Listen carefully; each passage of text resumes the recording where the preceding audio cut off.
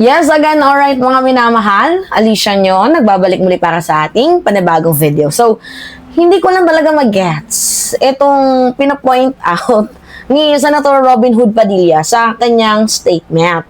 Ang sabi niya dito, yung character assassination, hindi ba yung threat sa national security? Kasi mga minamahal, when we say character assassination, di ba yun yung paninira, diba? Sinisira yung puri mo, yung pagkatao mo.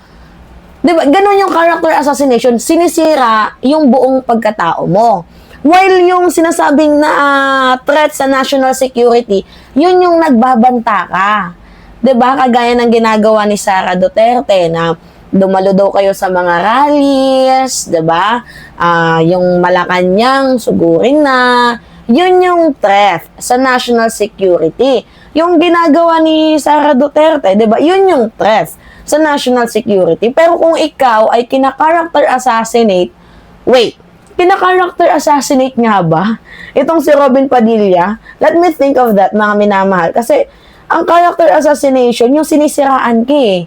Pero kung ang ginagawa sa'yo ng mga tao is kino-correct ka lamang, hindi ata masasabi natin character assassination yun. 'Di ba? Lalo pat itong si Senator Robin Hood Padilla ay nakikita natin na padalos-dalos kung magsalita.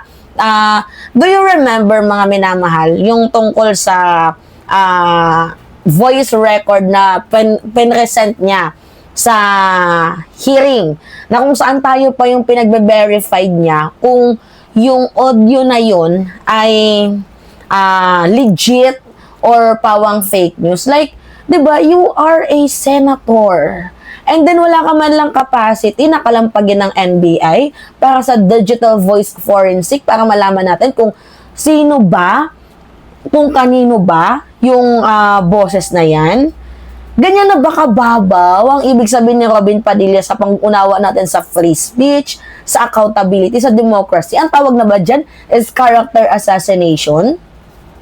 Kapag pinupuna ka, 'di ba, ng mamamayan, kapag inuungkat ang mga kakulangan mo, kapag binabatikos ka sa mga pahayag mo, 'di ba, hindi ibig sabihin nun is character assassination na magiging threat na sa national security kasi yun ay free speech. Yan po ay democracy. Yan po ay accountability. Character assassination kung pinaparatangan ka ng maling paratang. 'Di ba? Ginagawan ka ng mga fabricated stories. Walang ebidensya, 'di ba? Wait lang, may tumatawag. Hello girl, maya ka natawag, meron pa akong work. Yeah. Oh, ito siya guys, oh. So, yeah, mamaya na call you back. Okay, may tumawag sa atin. So, ano muna natin siya? I-back muna natin. Anyway, mga minamahal, going back dito nga sa ating topic. Kapag sinabi natin character assassination, yun yung nagbibintang ka ng maling paratang or gumagawa ka ng mga fabricated stories katulad ng bangag, adik, nagbabato. Yun yung literal na character assassination. Pero kahit kina-character assassinate si PBBM, hindi naman yung threat yung ginagawa ng mga DDS. It was just parang gusto nilang yurakin lang ang image ni President Bongbong Marcos. 'Di ba? So, hindi, pero to be honest with you all guys, ang pagsasabi ng totoo, ang paglalabas ng facts, ang pagpuna sa katangahan mo, Senator Robin Hood Padilla, hindi natin ma-describe yan as a character assassination. Kasi they are telling the facts. 'Di ba? Kasi yun yung nakikita namin sa tinatrabaho, sa ginagawa mo. Ang pag-criticize sa mga statement mo na padalos-dalos, natural lang yan. Yung free speech, kasi nasa democracy tayo. So, 'di ba? Paano mo nasabing character assassination yun at i-relate mo pa sa national threat ng bansang Pilipinas? So, nasaan yung threat doon? And guess what mga minamahal? Nasaan yung character assassination nun? Ano ba yan, Robin? Magto 2026 na. Wala ka pa din character development. Grabe, no? Seryoso ba to? You know, mga minamahal, ito yung delikado. Kapag ang isang senador, 'di ba, ay nilagay sa parehong linya ang kritisismo at banta sa seguridad sa bansa, 'di ba?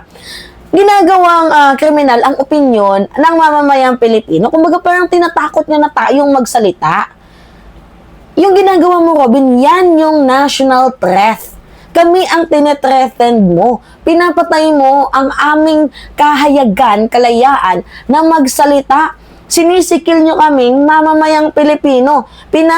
Pinapaigting nyo yung batas na papabor sa inyo, tapos iniipit at ginigipit nyo kami. Diba ito ikaw, for example, pag ikaw nagsalita, kahit walang legal basis, okay lang. Minsan pa nga, inuuna mo yung drama kaysa sa facts. Naalala niyo, paano naman yung urge ng mga lalaki? Urge yarn. Diba yung pipilitin mo ang babae sa marital sex kahit ayaw niya? Diba, minsan kasi, Robin, kailangan natin gamitan ng utak. Hindi puro lang emosyon. Okay, may urge ka. Pero anong tingin mo sa mga kababaihan? Sobrang lowest to the low pa? Na kapag gusto mo ng urge kapag in-hit ka, diba? Babakbakan mo na? Hindi naman ata tama yun. Tapos sasabihin mo, wala naman problema, kaya naghahanap ng iba yung ganun-ganun. Tama ba yun, Robin Padilla? Diba, ikaw nga yung hindi nag-iisip. Diba, ikaw yung puro drama, puro kuda. Inuuna mo nga yung emosyon mo kaysa sa batas Diba? At saka hindi porkat senador ka, tama na lahat ng lumalabas sa bibig mo. You know, ang problema kasi sa'yo, hindi ka nag-iisip bago magsalita. At kapag pinuna ka, galit na galit ka pa sa katotohanan. Paalala ko lang sa'yo, Robin Hood Padilla, ang Senado or ang gobyerno, hindi po yan pelikula. Hindi rin po yan teleserye. At mas lalong hindi pwede ang eksena at mga alibay, i-adlib mo, diba? Hindi pwede yun mambabatas ka. Ang bawat salita mo, syempre makaka-apekto yan sa batas, sa mamamayan, at sa demokrasiya. Kung hindi mo naman alam yung legal na meaning na ginagamit na sinasalita mo, mas mabuti na lang, I think, manahimik ka or mag-aral ka. Diba? Dapat, bago ka magsalita, sinusuri mo yung facts, yung basis. Diba? Kaya nga din yung ginagawa sa'yo ng mamamayang Pilipino dahil hindi ka nagre-research, sinusuri ka nila, nire-research nila yung ginagawa mo, hinihingan ka tuloy ng paliwanag. At kung doon ka natatakot, hindi character assassination yon. Kasi meron kang kakulangan sa kaalaman. So, ngayon, sagutin natin. Threat ba sa national security ang criticism? Unang-una, nope. Sobrang layo.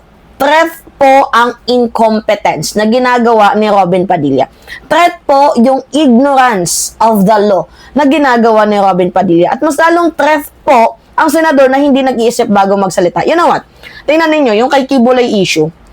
Diba? Bakit nyo ulin si Pastor Kibuloy ay naging mabuting tao siya sa akin? Naging mabuti siya sa iyo. Paano naman sa ibang kababaihan?